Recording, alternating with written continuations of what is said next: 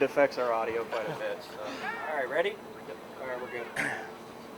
What progress have you noticed from a guy like Noah Fafita in the spring so far? I've been proud of Noah, just his consistency, how he's been pretty much all spring.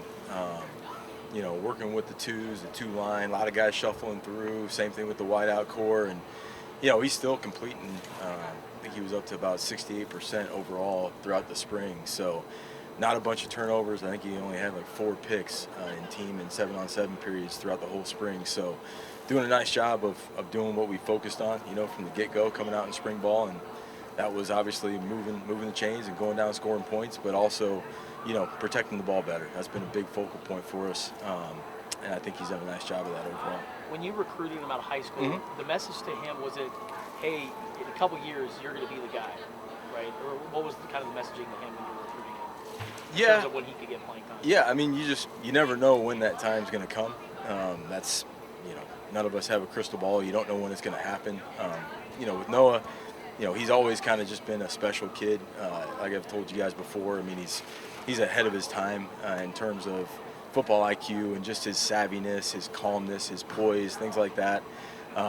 So, coming in from day one, he just had that ability.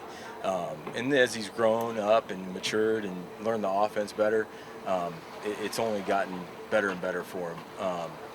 And I just keep stressing to him, like, you don't know when your time's gonna come, but make sure you're ready if and when it does, and that's all you can ever do when you're not, the starter and you're the backup or you're the number 3 or whatever it is. We tell it to all our guys in our room. We only got 4 guys in the room. It's a pretty empty quarterback room. It's not like it's a crowded room. So, everybody's got to be ready when that opportunity comes. Be ready. What has Jaden's biggest growth been in the season? Outside of his just physical stature, it's like night and day. I was up in coach's office and we saw, a clip from last year's spring game. It looks like a completely different guy. That's the obvious one, but just, mentally, command of the offense, command of his reads, going through his progressions, finding his check downs, really understanding protections. When he needs to flipper it, based on what the look the defense has given us, if we need to pick up a pressure a different way or whatever it might be. So just been really proud of him and just, continuing to grow as a leader on the team, to doing a nice job on the sideline, talking to guys and working through issues that, it's not going to always be perfect.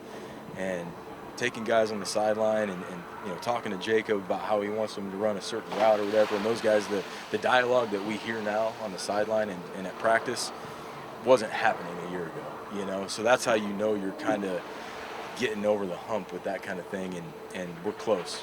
That physical stature, that change, how does that impact? I think obviously you see a little more velocity on the ball coming from him. The last 2 practices he's had some tremendous deep balls. He's done a great job with that.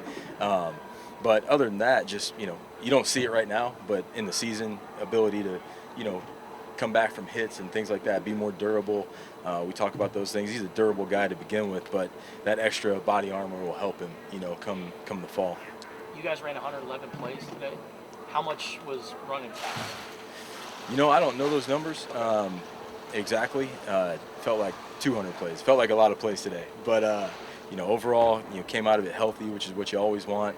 Didn't have a bunch of turnovers. I didn't think we were, super clean today like we had been leading up to this scrimmage. But there's some things that we gotta fix.